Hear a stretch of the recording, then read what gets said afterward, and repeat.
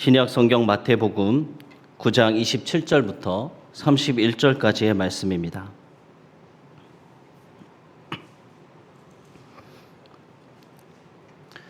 말씀을 다 함께 합독하도록 하겠습니다. 예수께서 거기에서 떠나가실새 두 맹인이 따라오며 소리질러 이르되 다윗의 자손이여 우리를 불쌍히 여기소서 하더니 예수께서 집에 들어가심에 맹인들이 그에게 나아오거늘 예수께서 이르시되 내가 능히 이 일 할 줄을 믿느냐 대답하되 주여 그러하오이다 하니 이에 예수께서 그들의 눈을 만지시며 이르시되 너의 믿음대로 되라 하시니 그 눈들이 밝아진지라.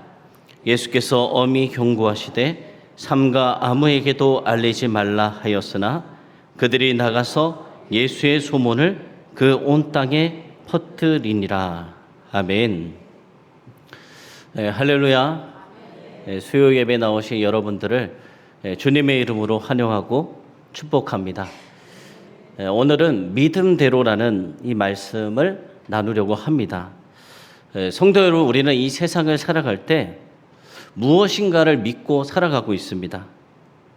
그런데 여러분들은 무엇을 믿으십니까? 여러분들은 무엇을 믿고 신뢰하며 살아가십니까? 일본의 요미우리 신문과 미국의 이 갤럽사가 공동으로 여론조사를 해서 발표를 한 것이 있습니다. 그들은 무엇을 믿고 신뢰하는가? 미국인들은 무엇을 가장 신뢰하냐면 군대를 가장 많이 신뢰한다고 합니다.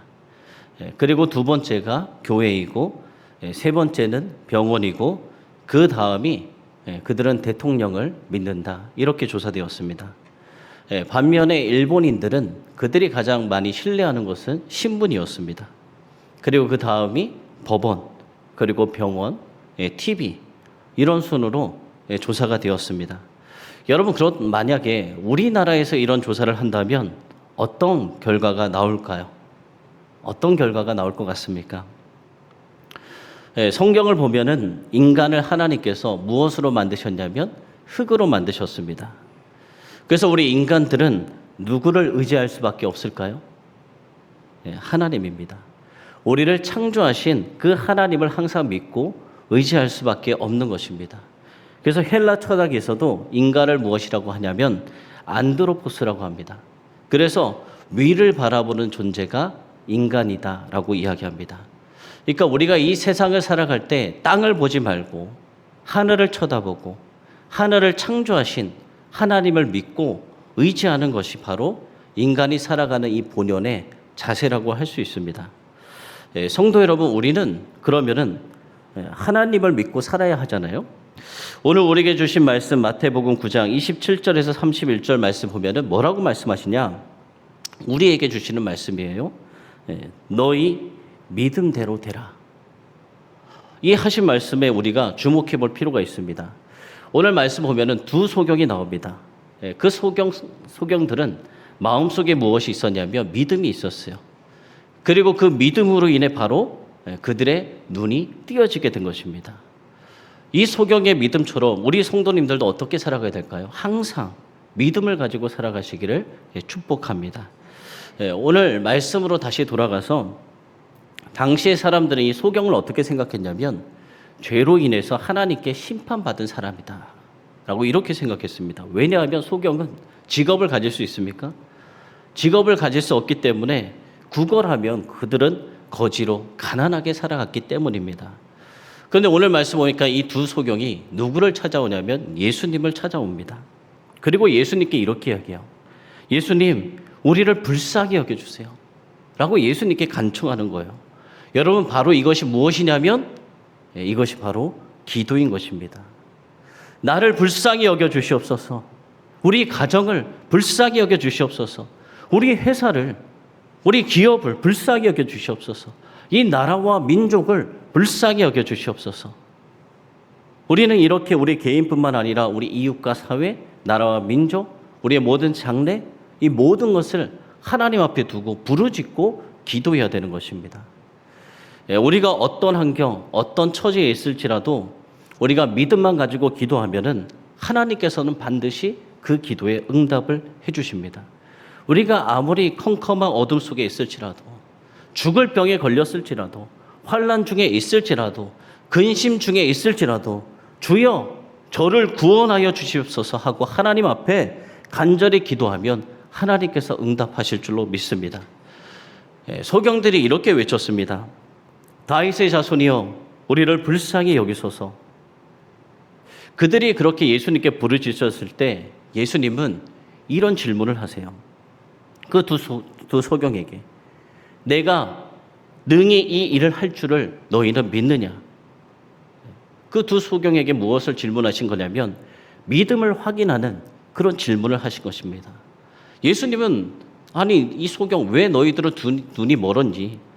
그리고 너희들이 눈이 멀어서 얼마나 고생했는지 그 원인, 그 결과에 대해서는 아무것도 묻지 않으셨어요.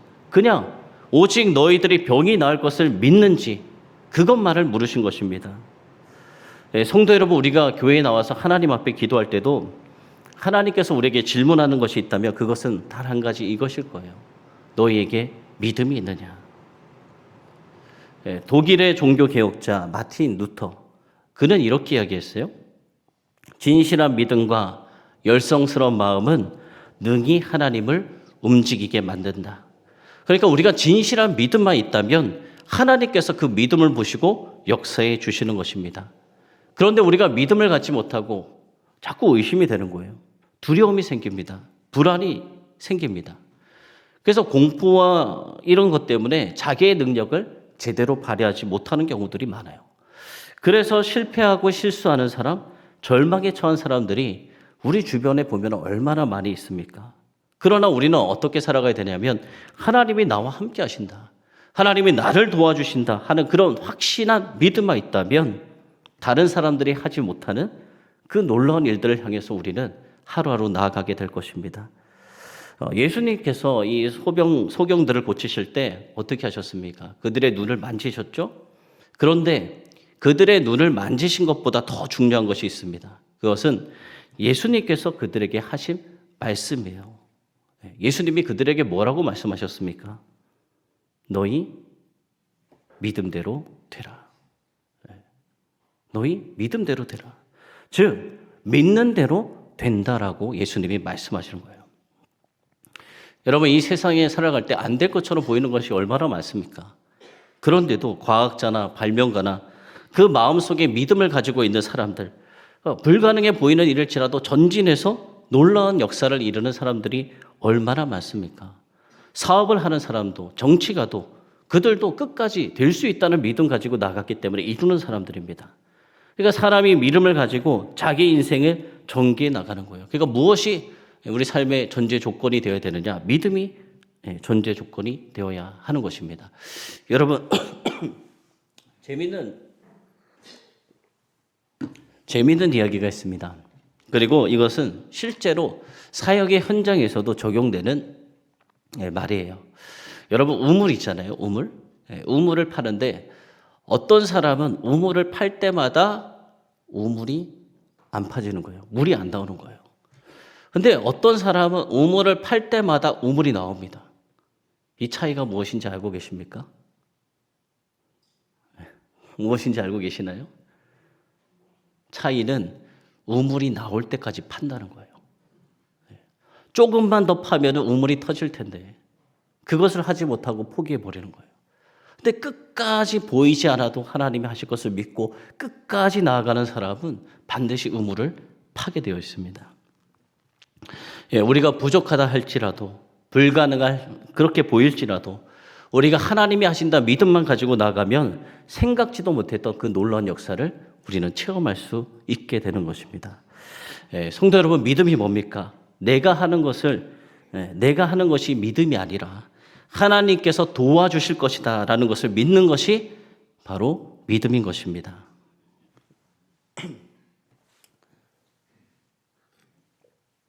제가 이전에 전주 바울교회에서 사역할 때였는데요.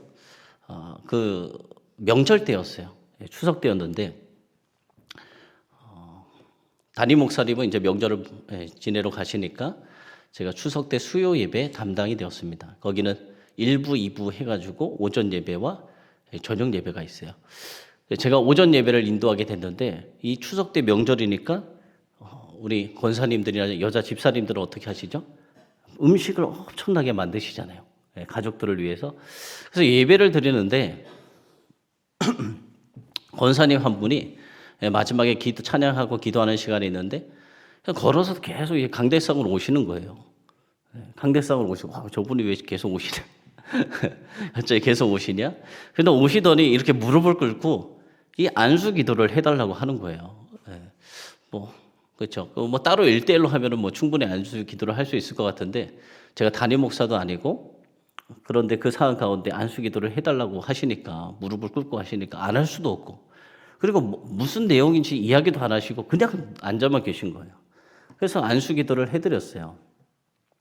그런데 그 권사님이 교회에서 저만 보면은 좋아하시고 막 이야기를 하시는 거예요. 그래서 나중에 알아보니까 이 권사님이 명절에 힘든 일들을 하시고 정말 그 예배 자리에 왔는데 죽을 것 같았다는 거예요. 정말 죽을 것 같아서 하나님께서 이렇게 마음을 주시고 기도를 받으면 살 수 있다. 이렇게 마음을 주셔가지고 그냥 걸어서 나왔다는 거예요. 저는 뭔지도 모르고 나오시니까 그냥 믿음으로 그냥 안수 기도를 해드렸죠. 그러면서 그 권사님이 목사님이 저를 치유해 주셨어요라고 말씀하시는 거예요. 제가 뭐라고 말씀드렸을까요? 제가 한 게 아니에요. 누가 하신 거죠? 하나님이 하시는 거예요. 권사님의 믿음을 보시고 하나님이 치유하신 것입니다. 저는 그냥 믿음으로 기도한 것밖에 없어요. 권사님의 믿음을 보시고 하나님이 치유하신 것입니다. 여러분 이 믿음대로 오늘 말씀 보면 두 소경의 눈이 띄어서 어떻게 되었습니까? 보게 된 거예요. 하나님께서 눈을 뜨게 해주신 것입니다. 하나님의 능력과 말씀으로 육체의 질병을 치유받는 그런 기적이 나타난 거예요.